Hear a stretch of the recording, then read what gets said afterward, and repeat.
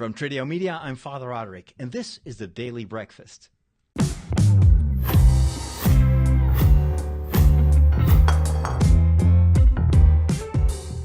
Welcome back to the Daily Breakfast, and I would say live long and prosper to all of you. It's not a religious greeting, but I think it still matches kind of what you would wish someone. If you would bless someone, you would also say that. I hope you live long and that you prosper, not just financially, but as a human being. And this is actually a little, how'd you say that? Just a detail that I read somewhere. You know the Vulcan greeting? They actually based that on a Jewish blessing. So there is a Jewish prayer, and then the priest who would give that blessing would use the Vulcan greeting and spread the hands like that and then pronounce a blessing. So it's very cool that in a agnostic universe like Star Trek, still the Vulcan greeting was based on a Jewish blessing. And live long and prosper in a certain way is you could say a certain form of a blessing. I digress. I wanted to talk about Star Trek because this week I'm saying live long and prosper to my PlayStation 4. I've handed it over to my two nephews and my niece, the children of my sister Fiona, who, by the way, has just had her operation. She's had surgery. She was diagnosed with breast cancer last year. So she's been going through chemotherapy, and she was operated on. So she was in surgery last week, and she's now recovering. So if you have a moment to pray for her, I'm sure that helps. So, but the kids have vacation this week, and as I told you last week, my nephew was asking me about the PlayStation 4, and I say, you can have mine. I don't have time. I love the PlayStation 4, but I just don't have time to game, and I've got a lot of games on my computer. I'm trying to declutter for Lent, and so I'd rather have you and your sister and your brother having fun with it than me having it gathering dust and it makes me feel guilty to have such an expensive device and I never have time to play with it. But it also means that I won't be able to play the virtual reality games anymore. I have the VR goggles, the Sony ones. And I had a couple of games that I bought specifically to try out on VR because I love the technology of VR. And one of those PlayStation 4 games that I picked up when it was on sale, I think it was towards the end of last year, is Star Trek Bridge Commander. And when I saw the first reviews coming in, I was like, I need to try that out. The thing is, if you put on the goggles and you launch that game, you can be Captain Kirk. You can be Picard. You can be anyone on the bridge of a Star Trek Enterprise. And the game itself immerses you in 3D, in a virtual world that is Star Trek based, and you get to go on missions with your crew. This is actually a game that you can also play. It was first designed for VR, but they've now adapted the game so you can also play it on a regular TV screen. And I think you can even play it on a 3D TV if you have one of those. And it's cross-platform, so you can also play with other people. And so the idea is you can play with computer-generated or computer-operated, I should say, crew members. But you can also go online and get together on the bridge of the Enterprise with your friends and then just go on missions. So what I did is I tried out the first mission, and it was glorious. Oh my goodness. You put on the goggles and you're in this even before the tutorial, and you're in this little shuttle and it's going around a Starship Enterprise. I don't know exactly what type it was. It looked a little bit more modern than the classic Enterprise. But the fact that you're in space and it's in 3D, it's in virtual reality, and you can move your head and look around, the sense of scale was amazing. And then you go through a quite extensive tutorial, which was a bit off-putting, I have to say, because I don't like tutorials. I don't like to read manuals. I'm a geek. I just wanted to go attack Klingons, but the game doesn't let you. You first have to get to understand how you play this game. So, of course, I I wanted to be the commander at first. So you're sitting there, and you're in the captain's chair.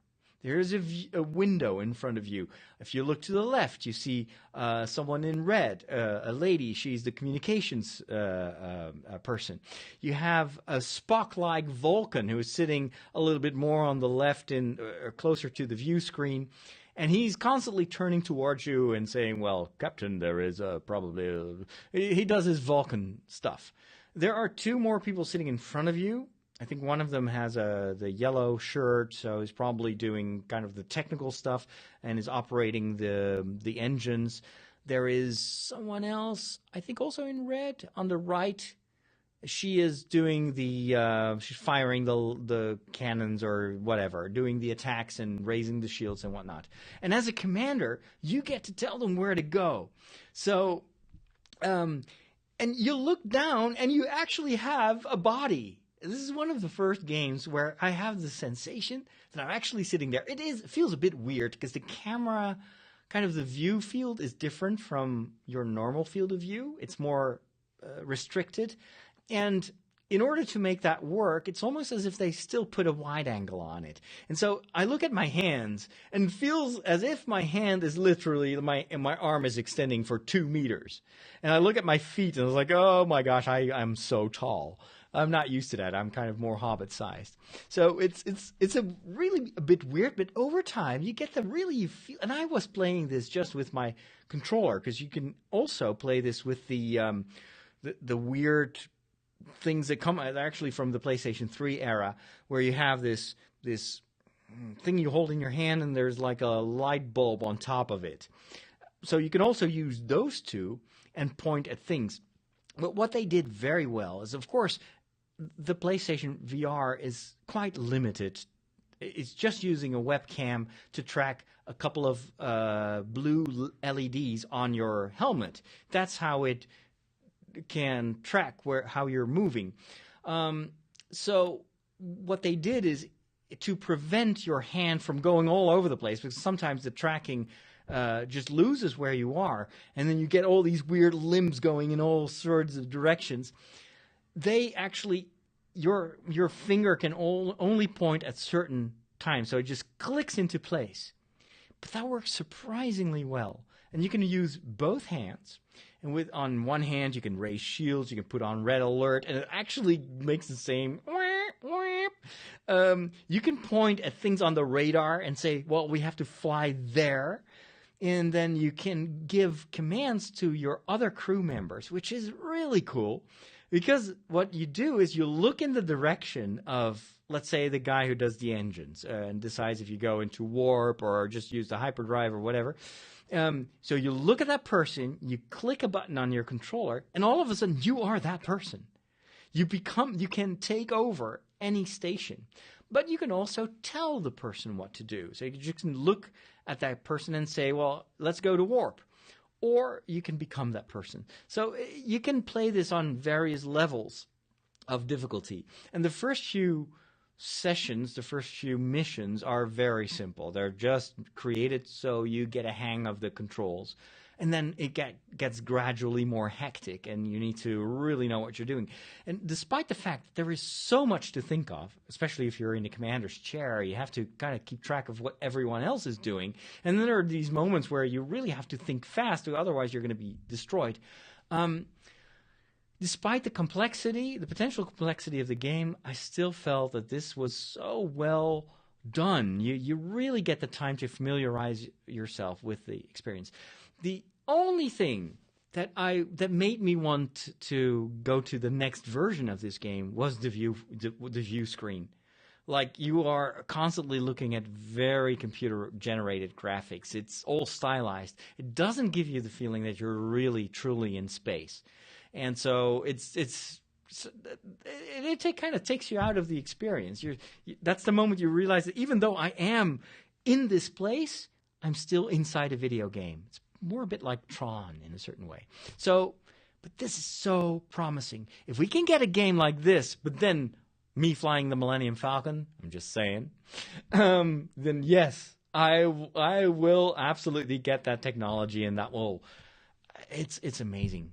what Sony has been able to pull off with this very simple PlayStation VR technology, I think VR has a great future. That's my review. Go over to Tridio.com for more episodes, and of course I'll be back tomorrow with another episode of The Daily Breakfast. Signing off, live long and prosper.